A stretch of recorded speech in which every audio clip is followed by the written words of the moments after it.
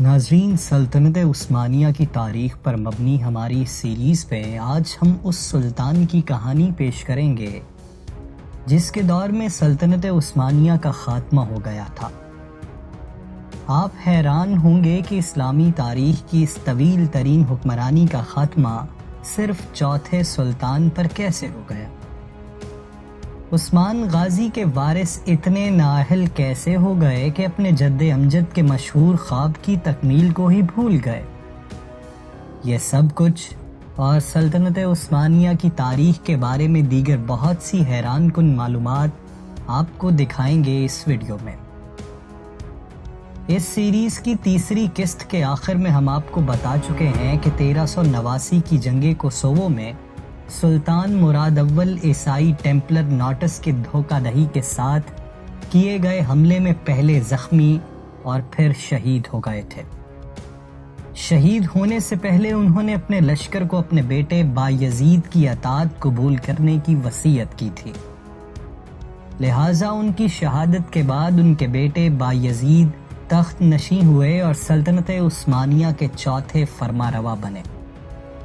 Bayazid Yildirim نے تخت نشین ہو کر اپنے باپ کی لاش کو بروسا میں دفن کر کے ایشیائے کوچک میں چند روز تک قیام کیا اور ترکمانوں کے فسادات اور سرکشیوں کا علاج کرتا رہا۔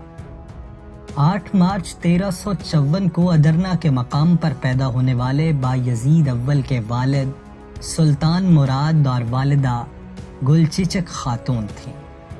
بایزید اول کو سلطان بایزید یلدرم کے نام سے بھی جانا جاتا ہے۔ ترکی زبان میں یلدرم کا مطلب ہے بجلی، اور سلطان بایزید کو یلدرم کا خطاب اس لیے دیا گیا کہ وہ اپنے دشمن پر بجلی کی سی تیزی سے حملہ کرتا تھا۔ بایزید کا پہلا اہم کردار کیٹیا کے گورنر کی حیثیت سے تھا، جو ایک ایسا شہر تھا جو جرمنیوں سے فتح کیا گیا تھا۔ وہ ایک متاثر کن سپاہی تھا جس نے کرامینیوں کے خلاف لڑائی میں انتہائی شاندار کارکردگی کا مظاہرہ کیا تھا۔ سلطان بایزید اول بڑا بہادر، حوصلہ مند، فیاض اور اسلامی فتوحات کے بارے میں نہایت جذباتی تھا۔ اسی وجہ سے اس نے فوجی امور کی طرف خصوصی توجہ دی اور انزول میں قائم نصرانی حکومت کو نشانہ بنایا، جس کی وجہ سے 1 سال کے قلیل عرصے میں یہ تمام علاقہ سلطنت عثمانیہ کا حصہ بن گئے۔ اقتدار سنبھالنے کے فوراً بعد بایزید کے چھوٹے بھائی یعقوب بن مراد نے اس کے خلاف بغاوت کی، مگر سلطان بایزید نے بآسانی اس پر قابو پا لیا۔ بعد ازاں انہوں نے سربیا کے شاہ لازار کی صاحبزادی شہزادی ڈسپنا سے عقد کر لیا اور اسٹیفن لازاریوچ کو سربیا کا نیا سربراہ متعین کیا اور سربیا کو کافی خود مختاری دی۔ اس فتح کے بعد مسیحی بیوی کے باعث بایزید کو شراب کی لت پڑ گئی، لیکن بعد ازاں سلطنت عثمانیہ کے خلاف مسیحیوں کے اعلان جنگ پر وہ اس سے طائب ہو گیا۔ اسی دوران سلطان نے اناطولیہ کو اپنے اقتدار کے تحت متحد کرنا شروع کیا۔ مسلم علاقوں میں زبردستی توسیع سے غزیز کے ساتھ عثمانی تعلقات خطرے میں پڑ سکتے تھے، جو یورپی سرحدی علاقے پر بایزید کے لیے جنگجو فوج حاصل کرنے کا ایک اہم ذریعہ تھا۔ لہٰذا بایزید نے ان مسلم ریاستوں کے خلاف اپنی جنگوں کا جواز پیش کرتے ہوئے علماء کرام سے فتوے حاصل کرنے شروع کر دیے۔ 1390 کے موسم گرما اور موسم خزاں کے دوران ایک ہی مہم میں بایزید نے آئین، سروحان اور مینٹیش کے علاقے فتح کر لیے۔ اس کے بڑے حریف سلیمان، جو کہ کرمان کے امیر تھے، انہوں نے اپنے آپ کو سیواس کے حکمران قدی برہان الدین اور باقی ترکی کے علاوہ کے اتحاد سے الگ کر لیا۔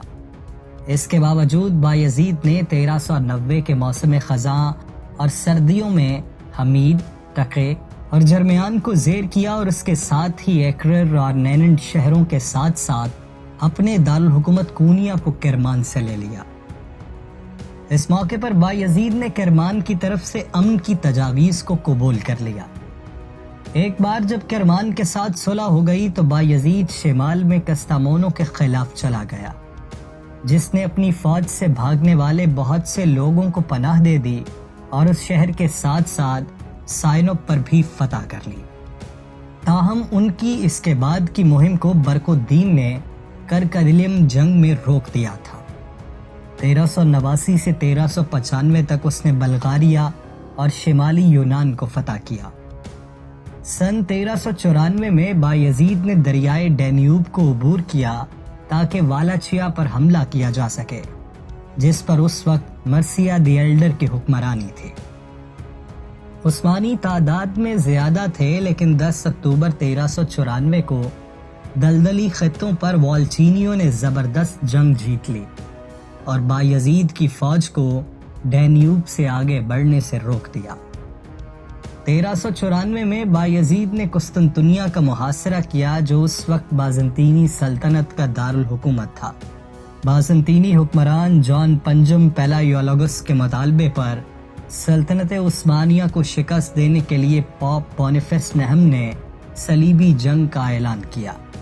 شاہ ہنگری اور رومی حکمران سیجسمنڈ کی زیر قیادت اس مسیحی اتحاد میں فرانس اور والاچیا بھی شامل تھے۔ دونوں افواج کا ٹکراؤ 1396 میں نکوپولس کے مقام پر ہوا، جہاں بایزید نے عظیم الشان فتح حاصل کی اور اس شاندار فتح نے نہ صرف یورپ کے مسیحیوں کی کمر توڑ دی، بلکہ بایزید کی شہرت کو بھی بام عروج پر پہنچایا۔ اس فتح کی خوشی میں بایزید نے دارالحکومت بروسا میں عظیم الشان جامع مسجد اولو جامعہ قائم کی۔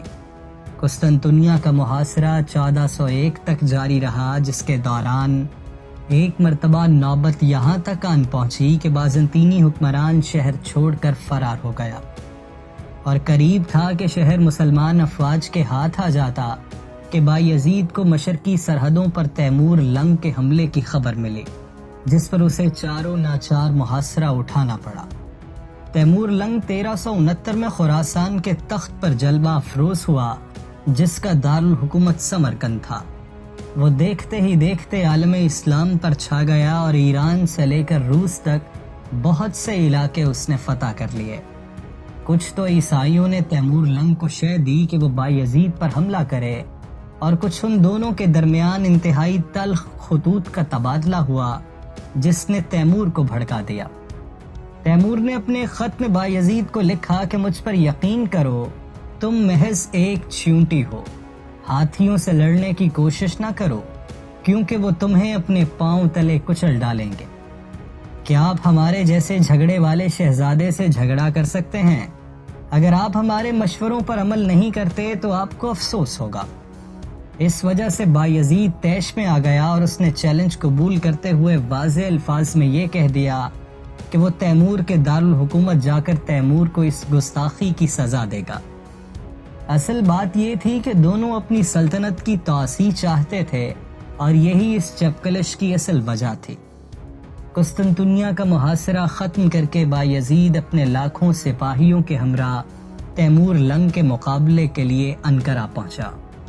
اگرچہ تیمور کی فوج تعداد میں بہت کم تھی، لیکن اس نے ایک ایسی چال چل ڈالی جو بایزید کی فوج کے لیے تباہ کن ثابت ہوئی۔ وہ چال یہ تھی کہ تیمور نے اس علاقے میں پانی کے واحد ذخیرے پہ قبضہ کر لیا، اور بایزید کی فوج جو قسطنطنیہ سے تھکی ہوئی آ رہی تھی، اس کے بہت سے سپاہی یہاں پیاس کی وجہ سے مارے گئے۔ انقرہ کی بدقسمت جنگ میں 20 جولائی 1402 کو عثمانی فوج کو شکست ہوئی۔ بایزید نے فرار ہونے کی کوشش کی، لیکن اسے پکڑ کر تیمور کے سامنے پیش کر دیا گیا۔ مورخین نے ان دونوں کی پہلی ملاقات کو اس طرح بیان کیا ہے کہ جب تیمور نے بایزید کو دیکھا تو وہ ہنس پڑا۔ بایزید نے اس کہکہے سے ناراض ہو کر تیمور کو بتایا کہ بدقسمتی پر ہنسنا غیر مہذب ہے، جس پر تیمور نے جواب دیا، پھر یہ بات واضح ہے کہ قسمت طاقت اور وسیع اراضی کے قبضے پر منحصر نہیں ہے۔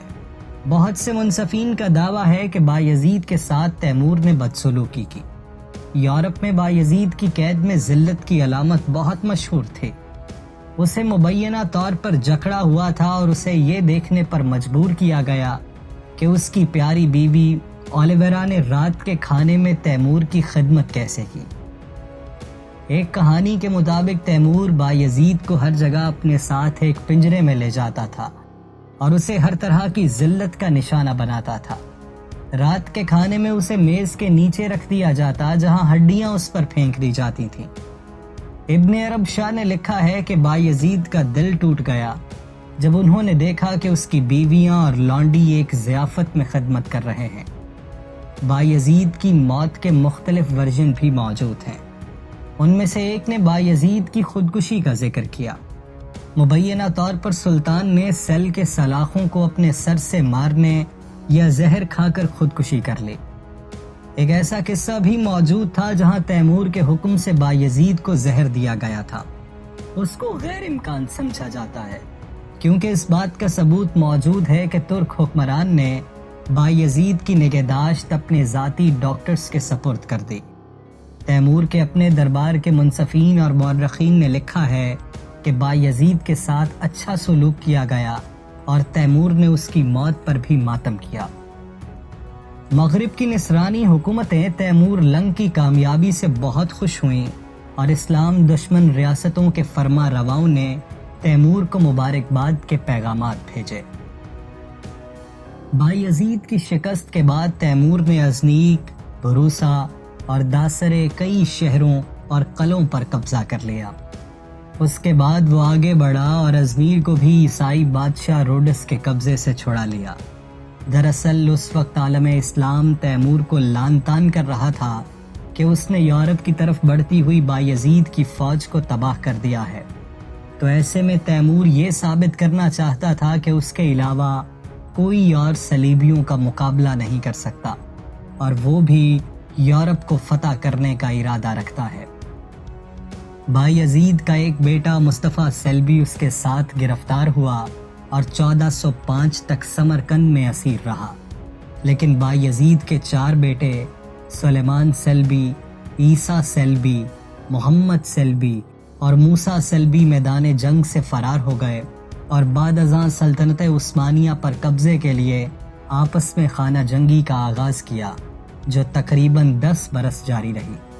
بایزید کا سب سے بڑا بیٹا سلمان ایڈریانوپل پہنچا اور اعلان کر دیا کہ وہ یہاں کا فرما روا ہے۔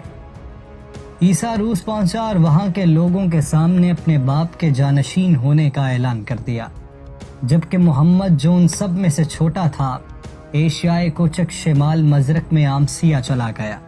یہ تینوں بھائی اب آپس میں سلطنت کے مختلف حصوں کے لیے لڑنے لگے۔ اس عرصے کو آٹومن سول وار کہا جاتا ہے۔ بعض مورخین کے مطابق اس میں بھی تیمور کا ہاتھ تھا جس نے مختلف طریقوں سے عثمانی شہزادوں کو آپس میں لڑائے رکھا۔ دولت عثمانیہ کی تاریخ میں یہ مرحلہ ابتلا اور مرحلہ آزمائش تھا جو قسطنطنیہ کی فتح سے پہلے ضروری تھا۔ یہ قانون الہی ہے کہ وہ کسی قوم کو اس وقت تک غلبہ اور اقتدار عطا نہیں کرتا جب تک اسے ابتلا اور آزمائش کے مختلف مرحلوں سے نہ گزارے۔ سو یہ مشیت الہی تھی کہ وہ اہل ایمان کو آزمائے اور ان سے سخت امتحان لے تاکہ ان کے ایمان میں کوئی کھوٹ باقی نہ رہے، اور پھر اس کے بعد وہ انہیں زمین پر غلبہ و تسلط عطا کرے۔